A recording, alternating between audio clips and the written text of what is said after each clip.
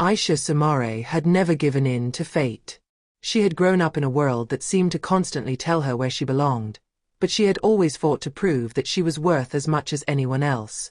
His parents, from a small village in West Africa, had left their native land with the hope of offering a better future to their children.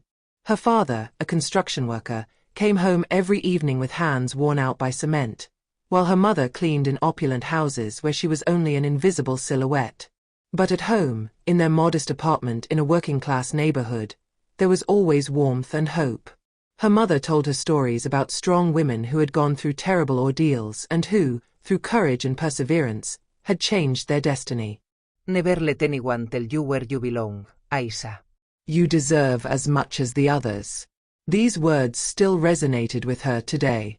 As a teenager, she quickly understood that dreams were expensive. While some of her classmates were thinking about their vacations or weekend outings, she was doing odd jobs after school to help her parents. Waitress in a fast food restaurant, saleswoman in a grocery store, babysitter. She didn't count her hours. Then there was the unexpected pregnancy. Twice. The father of Idris and Maisa had vanished, leaving behind empty promises and responsibilities that he refused to assume. Aisha did not feel sorry for herself. She had rolled up her sleeves, juggled several jobs and stayed up late to help Idris with his homework, all while rocking Maisa, who refused to sleep without hearing a story. That evening, as she was cleaning up her desk after a long day of work as an administrative assistant, her boss approached her with a satisfied smile. Aisha, you are a remarkable woman. Thanks to you, our latest project was a success. You deserve this. He had handed her an envelope containing an unexpected bonus. It wasn't a fortune, but it was enough to give his children a moment of happiness. She immediately knew what she was going to do with it. Aisha had known this restaurant for a long time. Located on an elegant street in the city center, it was renowned for its fine dining and majestic surroundings. A place where politicians, businessmen and wealthy families gathered to celebrate special occasions. Why couldn't she take her children there? She wanted Idris and Maisa to know that the world belonged to them as much as to others, that they did not have to limit themselves to what society wanted to impose on them. This dinner would be a symbol. She had prepared them carefully. Idris wore a navy blue shirt and well-ironed pants.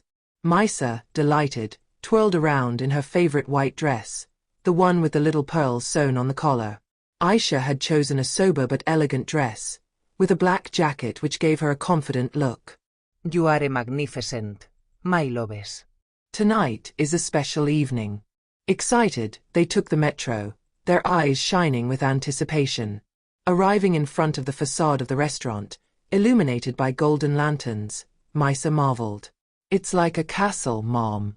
Aisha smiled, reassured. It would be a memory they would cherish for a long time.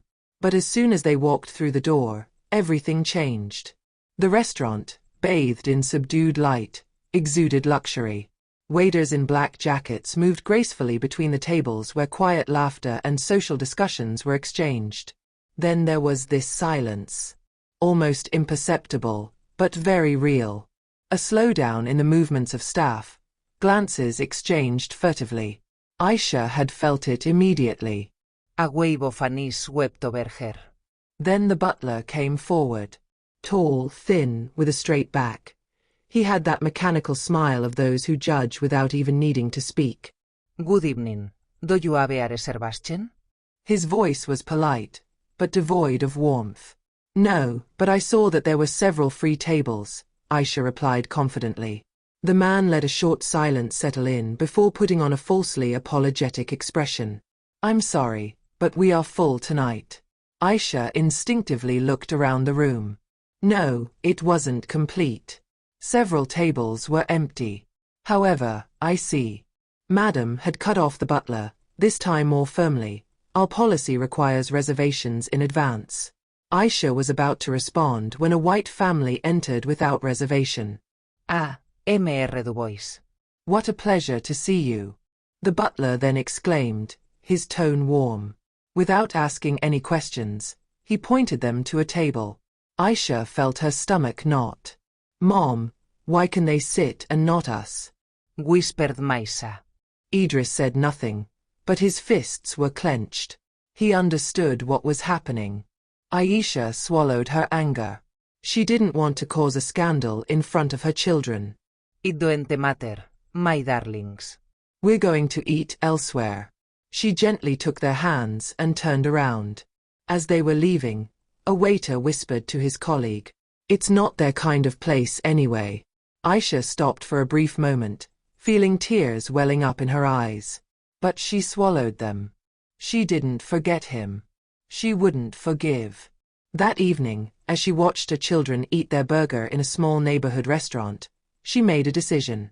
One day she would come back. Not as a customer, but as an owner. This incident only fueled Aisha's silent rage. But rather than letting it consume her, she transformed it into a powerful engine. That night, as she sat in her small kitchen, her children asleep in the next room, she made an irrevocable decision. Never again would she let anyone make her feel like she didn't deserve her place. She still remembered the haughty look of the maitre d', his icy tone when he had refused her a table. Above all, she remembered the discomfort she felt while holding Maisa's hand, searching for the words to explain the inexplicable. This shame that they had wanted to impose on her, she was going to throw back in their faces, but in her own way. She would have no need for loud revenge or unnecessary confrontation. His success would be his answer. Already passionate about cooking since her childhood, Aisha knew that if she wanted to prove her worth, it would be through what she loved the most, gastronomy. But passion alone was not enough. It required know-how, technique, and above all, experience. She enrolled in evening classes at a cooking school while working during the day to provide for her children. Every evening, after exhausting days, she went to a small room where demanding chefs taught the art of French gastronomy. She took notes, practiced again and again, often long after class was over. The fatigue didn't matter. She had a mission. When she was not working, she wandered the markets, carefully selecting the best products. She interviewed merchants, tested flavor combinations, recreated the dishes of her childhood by adding a modern touch. His goal was not just to learn, but to reinvent. She took on odd jobs in the kitchen, even agreeing to wash dishes in a chic restaurant just to observe the chefs in action. She put up with the condescending remarks, the customers who took her for an insignificant employee, the colleagues who underestimated her. But with each plate she carefully prepared, with each dish she perfected, she knew she was moving toward her goal. After years of sacrifice, she saved enough to open a small restaurant. A modest place, but in its image. The beginnings were difficult. She spent entire nights working on her recipes, adjusting flavors, refining her menu. Every customer counted, every plate had to be perfect. And then word of mouth started to work. An early article in a local newspaper boasted, "A cuisine where spices sing, where dishes tell a story." Then came a more influential food critic, seduced by his daring approach mixing African traditions and French techniques. Very quickly, his restaurant found itself taken by storm. Tables were reserved weeks in advance, and customers flocked from everywhere to taste his dishes. She was finally recognized. In a few years, Aisha became a respected chef in the gastronomic world, multiplying distinctions and attracting a loyal clientele. One evening, while browsing the specialized press, she came across an article that caught her attention. The restaurant where she had been humiliated was experiencing financial difficulties. Its owner, overwhelmed by the competition, struggled to fill his tables. The establishment was for sale. She didn't hesitate for a second. With her savings and the support of investors whom she had attracted by her talent, she bought the place. This place that had rejected her now belonged to her. On the day of the inauguration, Aisha entered her new restaurant with the same outfit she wore the night she was scorned. But this time, she was no longer a customer who was looked down upon. She was the owner. She retained much of the staff, because she did not believe in blind revenge. But there was one person she couldn't keep, the butler who had humiliated her. When he realized who she was, his face froze. Madame Soumare. I didn't know. He stammered, his throat tight. She stared at him for a moment before responding calmly. That's the problem.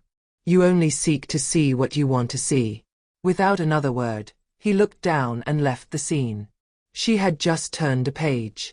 Under Aisha's leadership, the restaurant quickly transformed.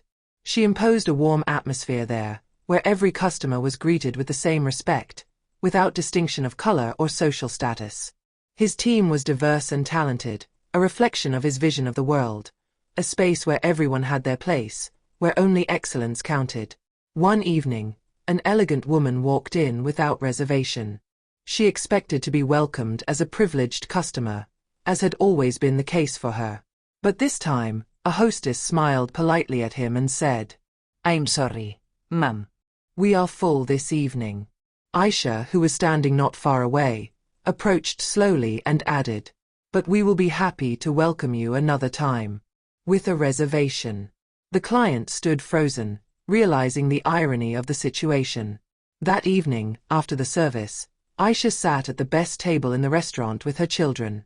A sumptuous dinner was served to them, and Idris, his eyes shining, leaned towards his mother. You see, Mom, you're the one who won. Aisha smiled and looked around the busy room. Yes, she had won. But even more, she had proven that no one could dictate her worth.